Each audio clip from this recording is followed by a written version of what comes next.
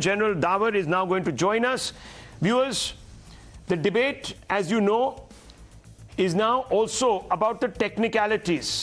Is this a reform that is going to serve the forces, or is this not going to serve the forces?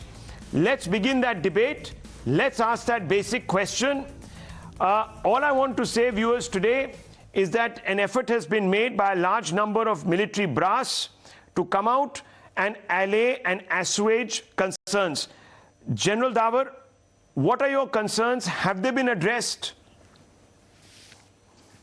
First of all, thank you, Rahul, for getting me onto this your show. I think you're all discussing a very, very important subject. And before I say anything and answer your question specifically, I also would like to say that as we all appreciate the aspirations and the ambitions of the youth of India to join the Indian Armed Forces as a great calling,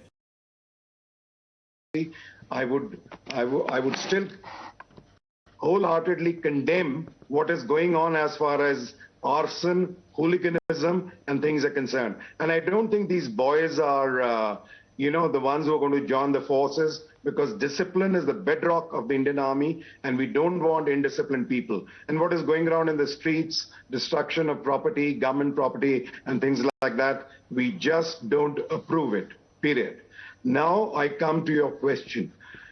You see, the Indian Army, and I don't have to repeat it, or the Indian Armed Forces, we are the first responders to any challenge which confronts our beloved country.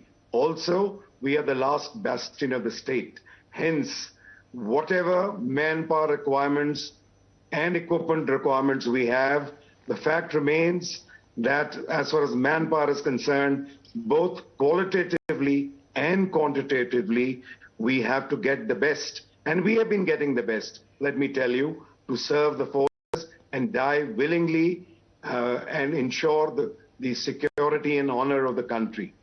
So, as far as this step was concerned, perhaps, why do you think the veterans today, a large number of veterans, I'm not saying all, a large number of veterans are today, not in concert with this step? Why? They're not looking for any self-employment. They're not looking for anything themselves, but they love their country. They love their motherland. And they will do so, which includes me very humbly, till our dying day.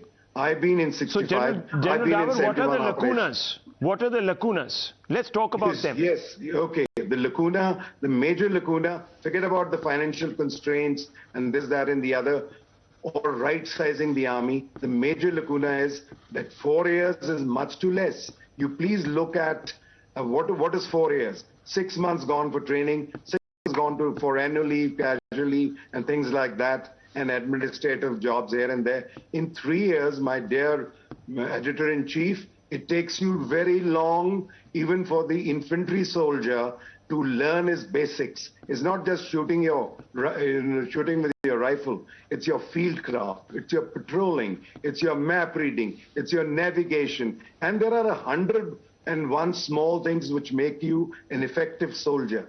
And of course, above all, the bond which is to be created. The unit is like your family, at times more than your family. Let me tell you that. And it takes you many, many years. And this short-term tenures, with all due regards, and I will also like to say that I've been part of some defense reforms committees and this, that, and the other.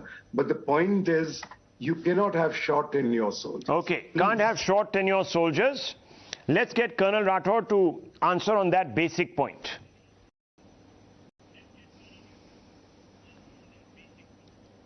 Allow me to first say that General Davar and all veterans have undoubtedly served the nation, and we all salute their service.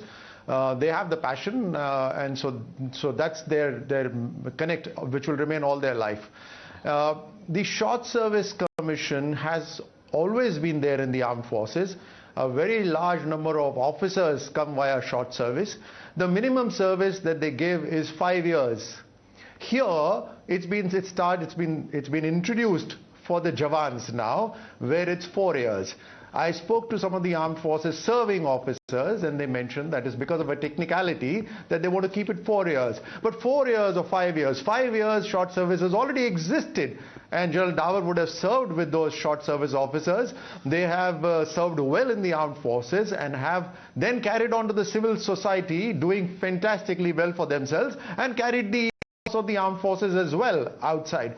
So these Jawans or the Agniveers who will come in and serve for 4 years, again, like I said, I trust the armed forces when they have thought about it to reduce the age of the serving soldier and therefore have these Agniveers trained. And mind you, the armed forces is getting the best of the best, which means it's just not the initial recruitment examination and therefore the person gets a permanent service in the armed forces. But they serve for 4 years and the best of the best are then selected to serve the armed forces ahead. So again, I respect the concerns of the veterans and I salute them for their service, but I trust the contemporary officers, the serving officers today, because the requirement and the conditions have changed. In the changed conditions, the changed requirement, I trust the current armed forces who have come up with this scheme. General Davar, why shouldn't we trust those that are at the helm today to make the right decision? Totally agreed. Who told you that we don't trust? We not only trust them, we respect them. And we offer all our best wishes, and if I can use the word, blessings of the old-timers for our senior hierarchy and all those who are serving. They are the ones who are protecting the country, not me. I can only wish that I could do something. But having said that, we all love. We are a family, my dear. We're like a very, very old family. We respect and love them. But the point is, I'm given to understand, and pardon my, my inputs are all only media based, and that's about all. And what I'm given to understand is that it is actually pruning the defense pensions bill and nothing else. Okay. The rest is all, it's about pruning the defense pensions bill and nothing else. Bill. Colonel Rathore, that's hardly the way to go forward to build a strong army. There has to be a better reason. No, undoubtedly, General Davar, sir, you and all the veterans, I'm sure a large number would be listening there. I've spoken to the serving armed forces senior officers. I've discussed with them. They've briefed me. I'd like to share some of the main points. Yeah. Number one, which I've already mentioned in my talk today, is reduction of the average age of the soldier, which is presently 32 years.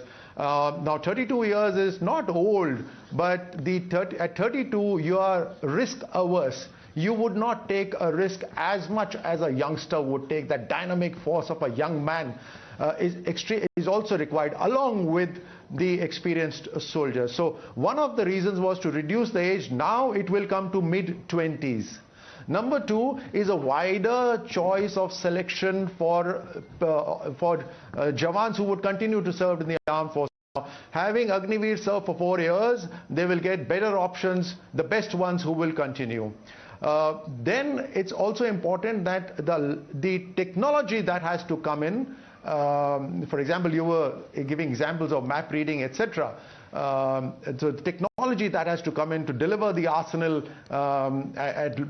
beyond a line of sight and various other technology has to come in with resources. And armies, armed forces, and you've been part of it, you would have always been asking for upgradation of equipment, but that did not happen at the speed at which it was required.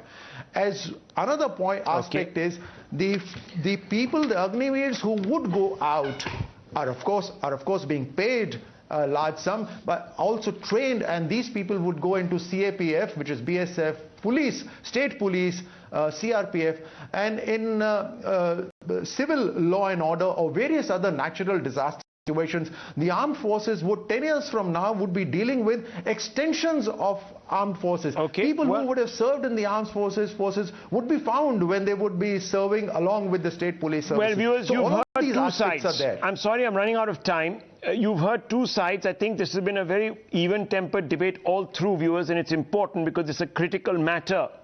I just hope now, after having talked it up this much and placed so much faith in the army, the government doesn't take a step back. because then that would sort of unspool a whole new conversation. I'll leave it at that, viewers.